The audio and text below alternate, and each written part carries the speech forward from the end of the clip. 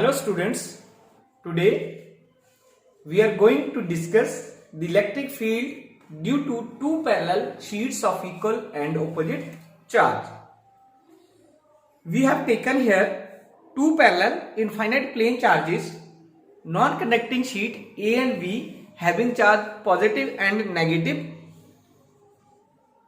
respectively, and the density या charge density is plus sigma and minus sigma centimetre squares.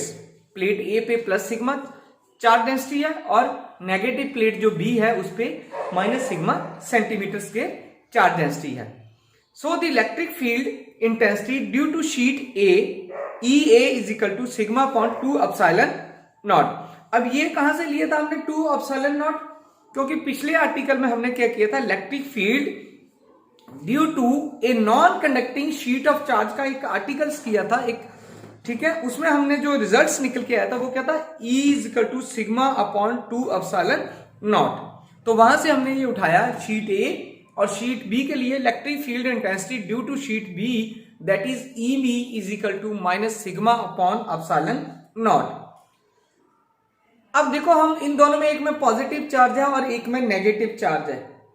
अब इसका negative जो charge है वो क्या सिग्निफाई कर रहा है, the negative sign signifies here that the direction of electric field at B is towards the sheet B and perpendicular to the plane.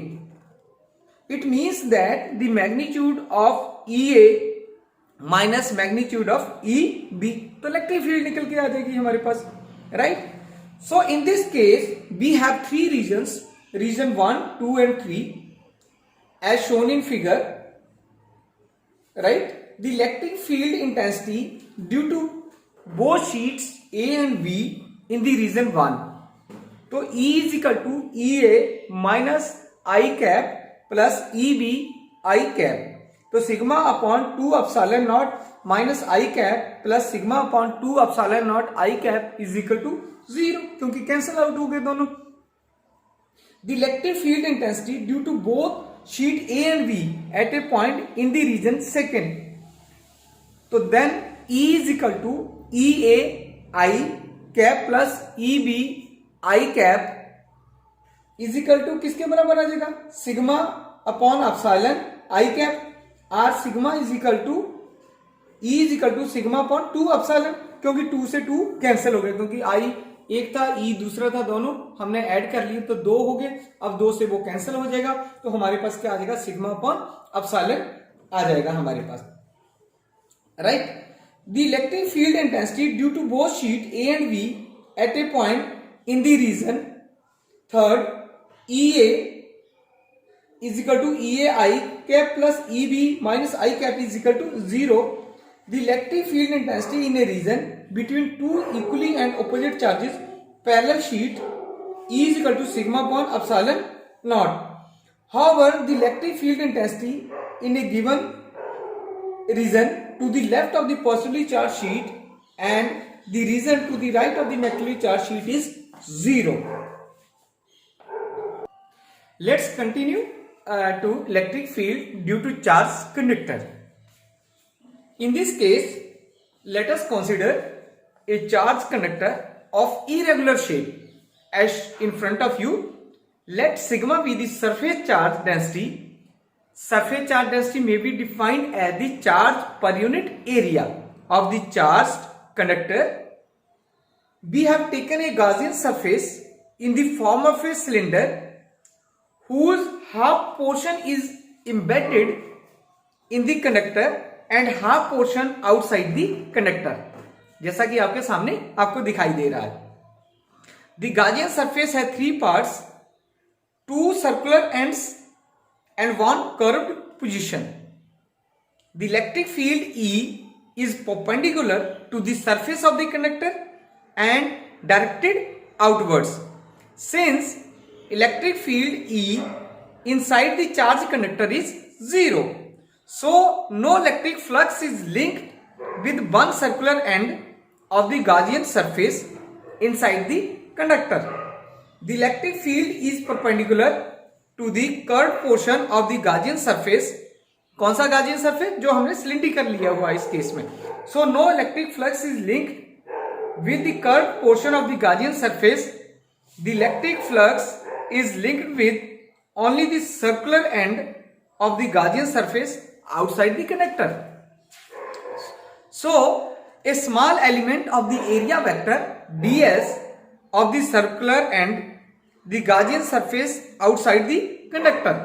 Gaussian surface जो हमने लिया उसके आउटसाइड जो हमने स्मॉल एरिया जो ds ले लिया हुआ है। The electric flux through the small element is d phi is equal to E dot ds।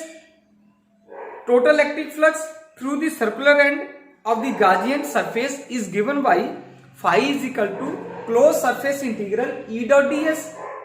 अब हमें पता कि जो गॉस डाइवर्जेंस गॉस थ्योरम्स होती है वो क्या करती है, surface integral E dot ds is equal to Q upon epsilon naught. अब क्यू की वैल्यू हमने पहले sigma s upon epsilon naught के बराबर है, क्योंकि हमने चार्ज किया था हमारे पास सिग्मा चार्ज डेंसिटी जो थी वो क्यू इज इक्वल टू, या सरफेस चार्ज डेंसिटी जो थी Q is equal to sigma is equal to Q upon s। तो हमने सेम वैल्यू वही लिख ली है यहाँ पे, ठीक है। Close surface integral E ds cos theta, cos theta कितना है इसमें? 0। क्यों 0 लिया? क्योंकि हमें पता कि वो क्या था, परपेंडिकुलर था, ठीक है, 90 डिग्री एंगल था, ठीक है। cos 0 सॉरी 0 डिग्री एंगल है तो 0 cos कितना होता है? 1 होता है। तो E sigma s upon epsilon के बराबर आ गया। E हमने बाहर निकाल लिया तो अंदर क्या रह गया हमारे पास? क्लोज सरफेस इंटीग्रल ds रह गया।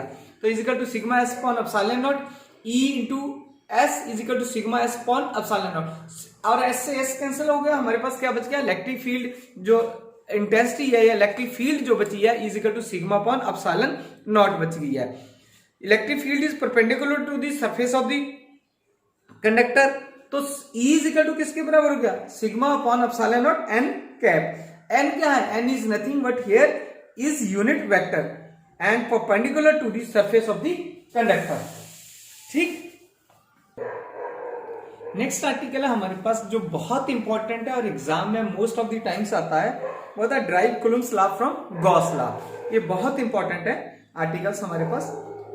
तो इसको कैसे हमने करना है एग्जाम में, कैसे इसका सॉल्यूशंस निकालना है, तो हम सबसे पहले क्या करते हैं कि let us consider an isolated charge Q। Now construct an imaginary sphere of radius R which is called the Gaussian surface. हमें पता है कि जितने भी है गॉसियन सरफेस बेस्ड ही है, और क्योंकि गॉस लाता तो उसने क्लोज जो सरफेस लिया वो गॉसियन सरफेस है। अकॉर्डिंग टू गॉस थ्योरम क्या होता है हमारे पास?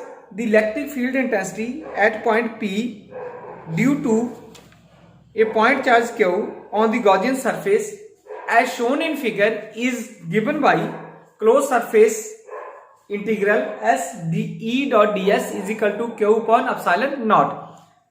अब close surface integral E dot हटा दिया हमने, E ds cos theta cos 0 1 हो गया, तो E ds is equal to Q upon epsilon naught.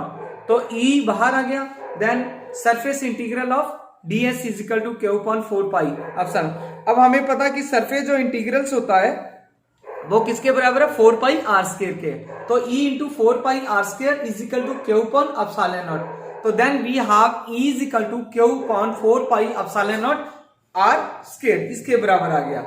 अब जो ये वैल्यू है E की, ये कांस्टेंट्स है at all points on the Gaussian surface. आप किसी भी पॉइंट्स को ले लो, हमने फिगर में एक ही पॉइंट बताया E, चाहे वो ऊपर ले लो, नीचे ले लो, लेफ्ट में ले लो, राइट में ले लो, नॉर्थ साउथ नॉर्थ ईस्ट, जिस मर्जी पॉइंट पे ले लो आप लोग, साउथ वेस्ट ले लो, जो मर्जी पॉइंट से ले लो, आपके पास जो इलेक्ट्रिक फील्ड होगी वो सेम होगी, यानी कांस्टेंट्स होगी। तो इन वेक्टर फॉर्म हम क्या लिख सकते हैं? E vector is equal to किसके बराबर लिख सकते हैं? E, इसको वेक्टर फॉर्म में अगर मुझे लिखना है तो मैं वेक्टर फॉर्म में कैसे लिख सकता हूँ? E is equal to Q upon 4 pi epsilon naught Q upon R square. जब वेक्टर फॉर्म में लिखूंगा तो मैं यहाँ क्या लिख दूंगा? R कैप लिख दूंगा, ठीक है। अब हमें पता कि जो इलेक्ट्रिक फील्ड और फोर्स का एक रिलेशन होता है वो क्या होता है? Force is equal to charge into electric field.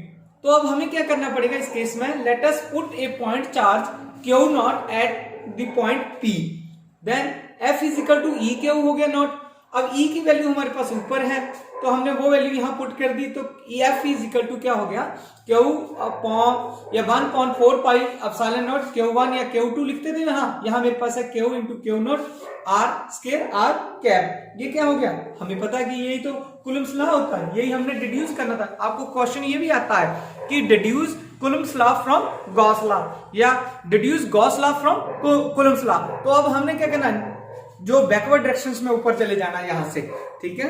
अगर वो क्वेश्चन ये पूछता हमसे कि deduce Gauss law from Coulomb's law, तो हमने क्या करना है, शुरू में करना है कि we know that F is equal to E into या F is equal to q 1/4 pi epsilon naught q into q naught upon r square r cap. फिर उसके बाद हमें रिलेशन आता we know that F is equal to E into q, ठीक है। ये backward direction में जाता रहेगा मेरे पास, तो एफ ई की वैल्यू निकाल लूंगा मैं Q upon 4 pi epsilon not this in vector form, यानी रिवर्स डायरेक्शंस में हम इसको लेके जाएंगे, तब हमारे पास क्या हो जाएगा, deduce Gauss law from Coulomb's law हो जाएगा। चाहे वो Coulomb's law from Gauss law पूछे, चाहे Gauss law to Coulomb's law पूछे, आपने ये इंपॉर्टेंट आर्टिकल है, इसको लर्न भी करना और अपनी कॉपी पे नोट भी करना है, एज ए असाइनमेंट है ये एक आर्टिकल मेनली, ठीक है। थैंक यू, आपने इस लेक्चर को एंजॉय किया होगा। Thank you very much once again.